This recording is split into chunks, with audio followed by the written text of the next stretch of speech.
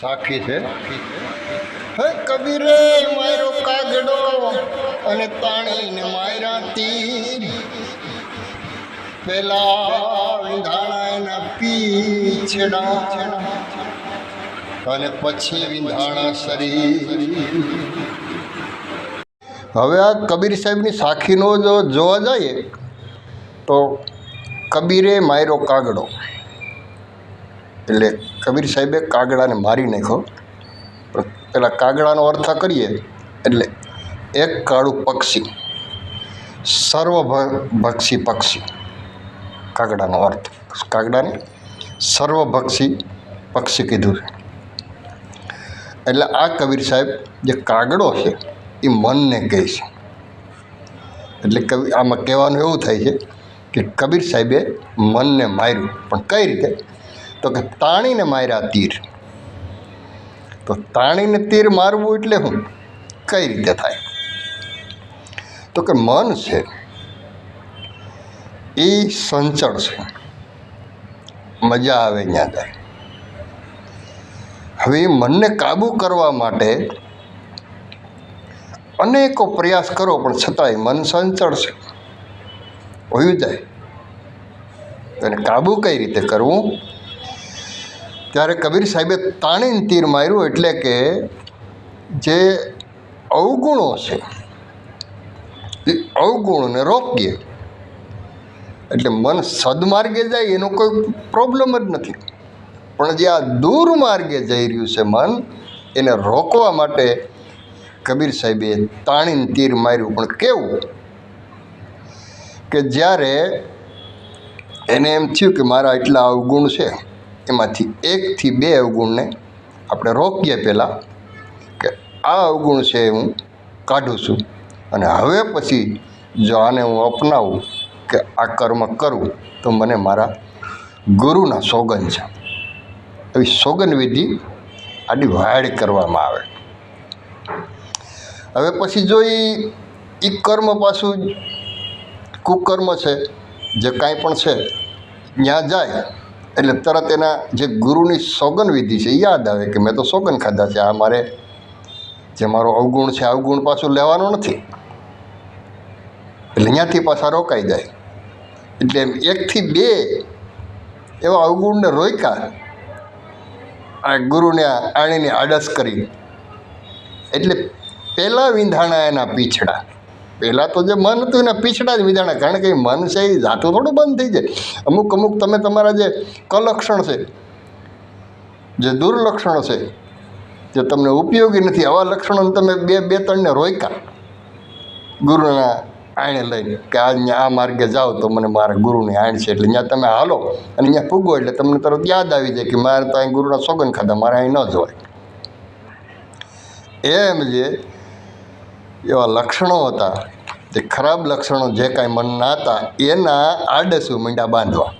પછી ધીરે ધીરે આડસું વધારી કે ભાઈ એ મન છે એ અવળા રસ્તાના ક્યાં માર્ગ છે? તો કે એક તો મન છે એ આ જગ્યાએ જાય, આ જગ્યાએ જાય, આ જગ્યાએ જાય। તો આપણે જે મન જે એના અવગુણો છે એ અવગુણોમાં બધી આડસ કરી દો। ગુણમાં ભલે ગમે ત્યાં જાય, પણ અવગુણોમાં જ્યાં જ્યાં જતું હોય મન ત્યાં આડસ કરી દો, ત્યાં ગુરુની આણ દઈ અને સોગંદ વિધિ કરતા જાય, વાડ આડી કરતા જાય ગુરુના નામની, અહીંયા પૂછશું એટલે આપણે યાદ આવી જાય, ત્યાંથી પાછા વળી જાઉં। એમ ધીરે ધીરે નિયમ સિયમ વધારે ગયા, અને જેમ નિયમ વધતા ગયા એમ પછી વિંધાણા એના શરીર। પહેલાં 1-2 નિયમમાં તો એના પીછડા જ વિંધાણા, અને પછી વિંધાણા શરીર। પછી અઢળક નિયમ લઈ લીધા, અને જે કાંઈ અવગુણો હતા એ બધાએ અવગુણોને દૂર કર્યા, અને કીધું કે હવે આ રસ્તે હાલું કે આ ગુણ અપનાવું તો મને મારા ગુરુની આણ છે, જ્યાં પૂગે એટલે તરત યાદ આવી જાય। ધીરે ધીરે એક પછી એક વધારતા ગયા, અને જ્યારે અઢળક જે નિયમો થઈ ગયા અને પછી વિંધાણા શરીર, પછી એના શરીર વિંધાઈ ગયા। કેના? તો કે મનના। પછી મનનું શરીર વિંધાણું એટલે મન પછી મરી ગયું। પણ ક્યારે? જ્યારે એને અવગુણોને કાઢ્યા ત્યારે। અવગુણો ક્યારે નીકળે? કે આપણે જે પ્રિય વસ્તુ હોય એને સોગંદ ખાઈએ તો। આપણે કોઈ બી જગ્યાએ સમાધાન કરાવે ને, એમાં એકાબીજાના માતાજીના હમ ખવડાવે. કોર્ટની અંદર જાઓ ને તો તમને ગીતા ઉપર આ શું કામ મેલાવે કે ભાઈ હિન્દુ ધર્મની અંદર ગીતા છે એ પ્રિય છે અને એ એના સોગન ખોટા નહીં ખાય. અને જો સોગન ખાધા પછી કંઈ પણ ખોટું કરે તો એને પાપનો અધિકારી એ થાય. મુસલમાનને કુરાન રાખ્યું, કોર્ટમાં જાવ એટલે 2 પુસ્તકો રાખ્યા, એના ઉપર હાથ મેલીને બોલવાનું. એટલે આ આડસ. અને જ્યારે મનને તમે કાબૂ કરો ને અવગુણો કાઢો એટલે એક એક આડસ રાખતી જવાની કે આજથી જે મને પ્રિય છે. કોઈને સદગુરુ પ્રિય હોય, કોઈને મા પ્રિય હોય, કોઈને ભાઈ પ્રિય હોય, કોઈને દીકરો પ્રિય હોય, કોઈને દીકરી પ્રિય હોય. એના સોગન ખાઈ લે કે આજથી આ કરું તો મને મારી આ પ્રિય વસ્તુના સોગન છે. પણ આ જે મારા અવગુણો છે એ ગુણોના હું નાશ કરું છું. અને પછી સોગન ન તોડે. અને ધીરે ધીરે ધીરે ધીરે જે કાંઈ મનનું કારણ છે એ બધા હટતા જાય અને વધારે એટલે મન છે એ કાબૂ થઈ જાય. પણ અઢળક નિયમો લ્યો ત્યારે મન કાબૂ થાય. એટલે કબીર સાહેબ આમ કીધું છે કે કબીરે માર્યો કાગડો ને તાણીને માર્યા તીર, પહેલાં વિંધાણાના પીછડા અને પછી વિંધાણા શરીર. કબીરે કાગડાને માર્યો પણ કઈ રીતે? તો કે એના સદગુરુના પ્રિય હતા, એની જે મનના અવગુણો હતા એના આડા ગુરુના સોગન મેલી અને અવગુણોને કાઢ્યા. પછી જે અવગુણો હતા એ બધા અવગુણોને ધીરે ધીરે ધીરે ધીરે એના પ્રિય જે ગુરુ હતા એની આણ દેતા ગયા. કાંઈક આ કરું તો મને આની આણ, આ કરું તો મને આની આણ.